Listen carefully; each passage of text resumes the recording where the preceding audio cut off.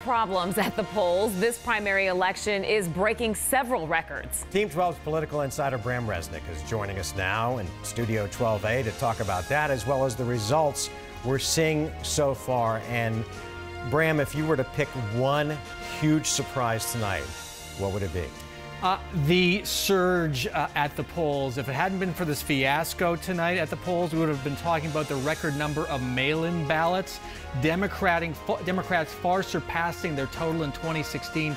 Women voters playing a really big part of that. If you look at the vote totals, the voting in this primary, the energy is clearly on the Democrat side, and that could have a big impact in the general in November. Which harkens back to the question that Joe asked Martha McSally, and that is if she was worried at all about the Trump effect going forward towards November.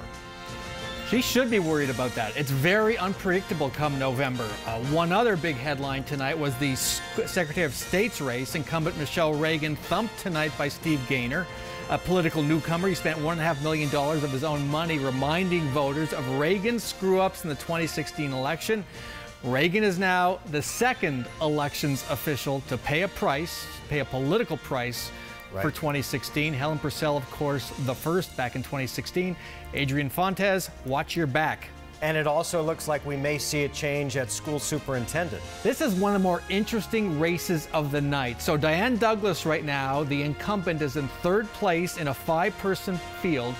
The farthest right candidate in the Republican field, a guy named Bob Branch, has the lead, but it is a very tight race among the top 3 or top 4. On the Democratic side, Kathy Hoffman, who's been a teacher for just 5 years.